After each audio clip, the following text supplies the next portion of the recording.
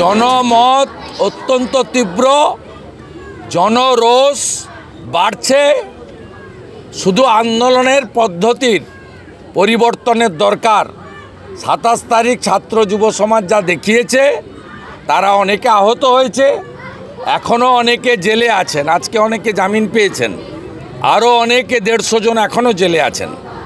তারা যে ত্যাগ কৃচ্ছ সাধন করেছেন, আমাদের মেয়ে, আমাদের বোন, আমাদের দিদি, আমাদের ডাক্তার কন্যা ভগিনীর জন্য, আগামী দিনে আরজি করের বিচার এবং মা বোনেদের সুরক্ষার জন্য আমার মনে হয় নেতাজি সুভাষচন্দ্র বসুর দেখানো পথে গণ আন্দোলন, গণপ্রতিরোধ গড়ে তুলতে হবে। নেতাজি সুভাষচন্দ্র বসুর দেখানো পথে গণ আন্দোলন, গণপ্রতিরোধ গড়ে তুলতে হবে। বিধানসভায় আমার বক্তব্য দেখেছেন।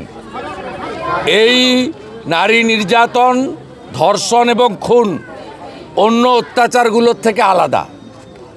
এটি সরকারি ধর্ষণ এবং খুন।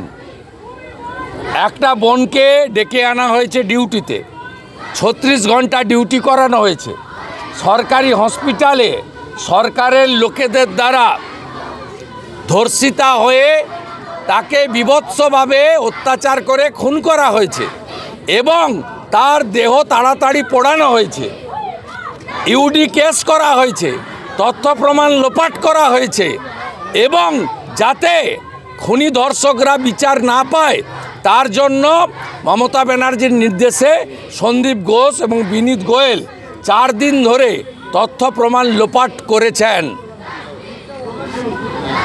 তাই রাজ্যের শাসক দলের কোনো অধিকার নেই আরজি কর নিয়ে একটা বাক্য তো দূরের কথা, একটা শব্দ উচ্চারণ করার। এটা বাংলার কথা, বাঙালির কথা, আপামর জনগণের কথা। পশ্চিমবঙ্গের জনগণকে বলবো যে জাতির জনক গান্ধীজির নীতিও যেমন দরকার ছিল, নেতাজি সুভাষচন্দ্র বসু না হলে ব্রিটিশরা যেত না। এই অত্যাচারী মমতা বন্দ্যোপাধ্যায় এবং তার ধর্ষক বাহিনীকে এই রাজ্য থেকে উৎখাত করতে হলে নেতাজির পথে অগ্রসর হতে হবে। যা 27 তারিখ নবান্ন অভিযানে ছাত্র যুব সমাজ খানিকটা দেখিয়েছে, এটাই সমাধানের পথ। যতই গণতান্ত্রিক আন্দোলন করুন না কেন শান্তিপূর্ণভাবে, এই দোকান কাটা নির্লজ্জ ধর্ষকদের নেত্রী মুখ্যমন্ত্রী, তিনি প্রকৃত ধর্ষকরা শাস্তি পাক, আরজি কর বিচার পাক, কোনো দিনই তার দ্বারা সম্ভব নয়। আমার দীর্ঘ রাজনৈতিক অভিজ্ঞতার মধ্য দিয়ে আমি এটা বলতে পারি।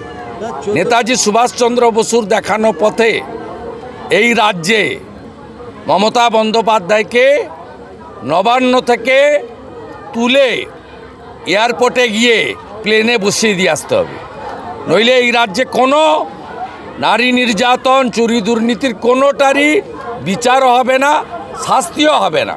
নেতাজি সুভাষচন্দ্র বসুর দেখানো পথে গণ আন্দোলন, গণপ্রতিরোধ গড়ে তুলতে হবে।